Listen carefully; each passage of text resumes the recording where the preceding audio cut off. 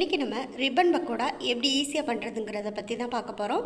10 நிமிஷத்தில் இதை ஈஸியாக செஞ்சு முடிச்சிடலாம். இதை நம்ம எப்படி ஈஸியாக பண்ணலாங்கிறத நம்ம வீடியோக்குள்ளே பார்க்கலாம். வெல்கம் டு மினி சமையல். அதுக்கு முதல்ல ஒரு மிக்சிங் பவுல் எடுத்துக்கோங்க. அதில் 1 கப் அளவுக்கு அரிசி மாவு கூட 1/2 கப் அளவுக்கு கடலை மாவு, 1/2 ஸ்பூன் அளவுக்கு நான் மிளகாத்தூள் எடுத்திருக்கேன். இது ரொம்ப காரமாக இருக்கும், அதனால 1/2 ஸ்பூன் அளவுக்கு தான் சேர்த்துருக்கேன். 1 ஸ்பூன் அளவுக்கு கூட மிளகாத்தூள் சேர்த்துக்கோங்க, கரெக்டாக இருக்கும். 1/4 டேபிள் ஸ்பூன் அளவுக்கு பெருங்காயத்தூள் சேர்த்துக்கோங்க. தேவையான அளவு உப்பு சேர்த்துக்கோங்க. 3 பிஞ்ச் அளவுக்கு நான் ஓமம் சேர்த்துருக்கேன். ஓமத்தோட ஃப்ளேவர் உங்களுக்கு பிடிக்காதுன்னா இதை நீங்கள் ஸ்கிப் பண்ணிடுங்க. 1/2 டேபிள் ஸ்பூன் அளவுக்கு நெய் சேர்த்துக்கோங்க. சேர்க்க வேண்டியது எல்லாமே சேர்த்தாச்சு. நல்லா எல்லாத்தையும் சேர்த்து ஒரு முறை கலந்து விட்டுக்கோங்க. எல்லாத்தையும் ஒரு முறை நல்லா கலந்து விட்ட பிறகு அதிகமாக தண்ணி சேர்த்துறாமல் கொஞ்சம் கொஞ்சமாக தண்ணி சேர்த்து நல்லா சப்பாத்தி மாவு பதத்துக்கு பிசைஞ்சு எடுத்துக்கோங்க. பாருங்கள், மாவை ரொம்ப டைட்டாகவும் நம்ம பிசைஞ்சு விட்டுறக்கூடாது. இந்த அளவுக்கு நல்லா நமக்கு சாஃப்டாக இருக்கணும். அப்போ தான் அச்சில் வச்சு பிழியும் போது நமக்கு ஈஸியாக இருக்கும். இதை ஒரு 5 நிமிஷத்துக்கு அப்படியே தனியாக எடுத்து வச்சுக்கலாம்.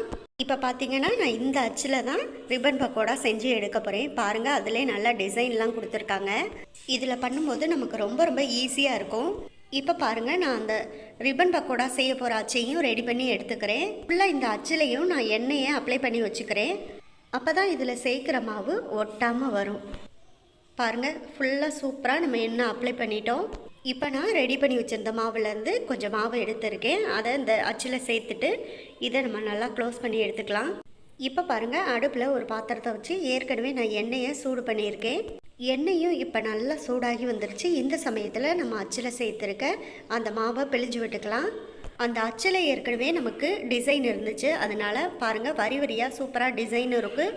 ஒரு பக்காவான கன்சிஸ்டன்சியில் நமக்கு ரெடி ஆகிட்டு வந்துட்டுருக்கு. ஒரு பக்கம் ஒரு மொறுன்னு நல்லா கிறிஸ்பியாக வெந்து வந்த உடனே நம்ம இன்னொரு பக்கமும் திருப்பி போட்டுக்கலாம்.